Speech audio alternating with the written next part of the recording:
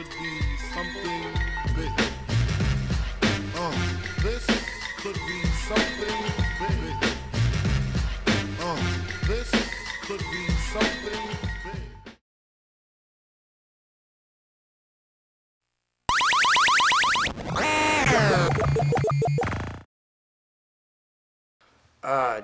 Joust was a video game that came out in 1982 for the arcade consoles. It was developed by a man named John Newcomer who, throughout his very short video game career, only worked on 6 games, including Joust.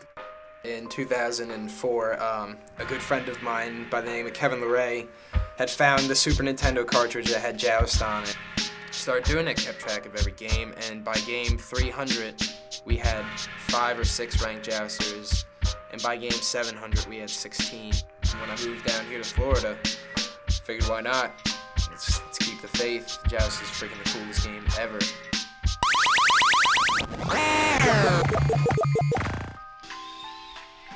In the game of Joust, there are 3 different, well, technically 4 different types of enemies you face. There's the Bounder, which is the red, the blacks, which are the hunters, and the Shadow Lord, which is the blue. The way you dismount somebody in Joust is you hit them from a higher angle. and then you have the, What's it called? Unbeatable. the only way to beat the unbeatable pterodactyl is to hit it straight on. Which is a lot easier said than done. In the normal game, when you fall in the lava, you basically just lose a life.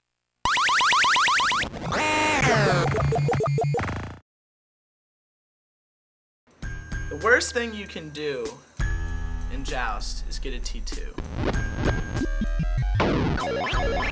The bulk number for the score is taken by the average wave and the average score multiplied by 2, so that's your starting number.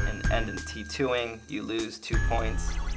But with the unbeatable pterodactyl, you get a knockout if you kill him. For knockouts, you get 2 extra points. Your score would be under 50,000 points. You lose a point, and any score over 100,000 points, you gain a point. And for every 200 plus team game, you get 3 points. So Kevin took this system and put it into a mathematical equation, much like baseball, to get a ranking. And with this ranking, established who would be number 1 based on all the stats in the game. We did the tournament because we had played so many games. It was almost impossible to catch up with anybody. What the fuck? Like I said, it's time for a tournament. It's gonna be a lot of hot tempers and emotions running high.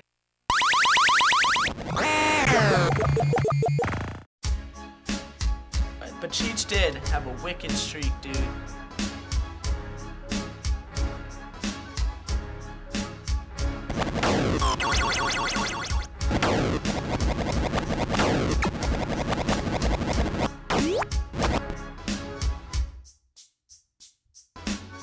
God damn it. The 15-game streak, it was great. I just kept rolling along each game. I haven't gotten a knockout yet.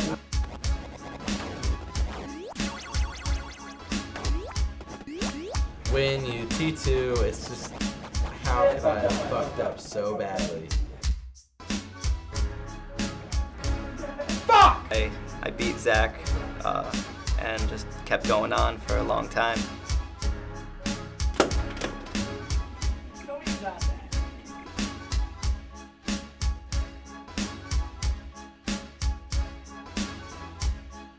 But some people don't understand the concept of staying away from the lava.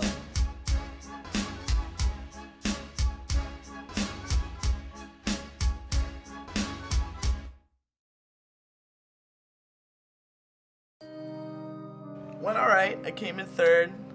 Like I predicted, out of 6 people playing. It wasn't that bad. It was pretty grueling. It took like friggin' 11 hours of playing. Well, I feel pretty good being 4th ranked in Joust after only 11 games. A couple weeks ago, one of the ranked jousters, Trevor BC Johnson, had a bunch of friends come down to Florida to visit.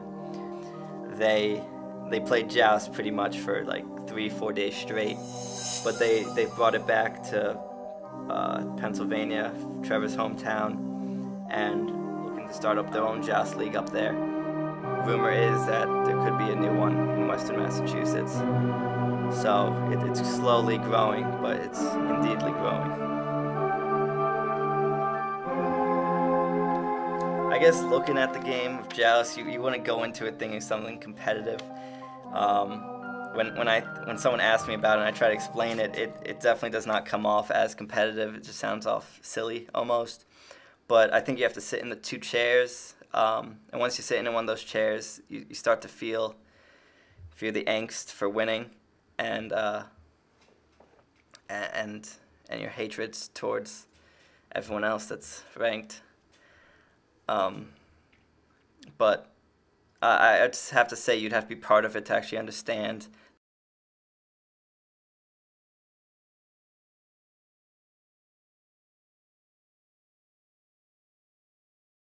Well, you know, a lot of people who play, a lot of people who play Joust take a lot of crap for, loving the game. But I am indeed a closet jouster. I don't tell anybody about what I do. That's the last thing I want to happen, and people to know that I'm playing this game and enjoying it. This game from what, like 1983? Two. I mean, just people don't need to know. I don't need that kind of stress in my life at this point on my journey.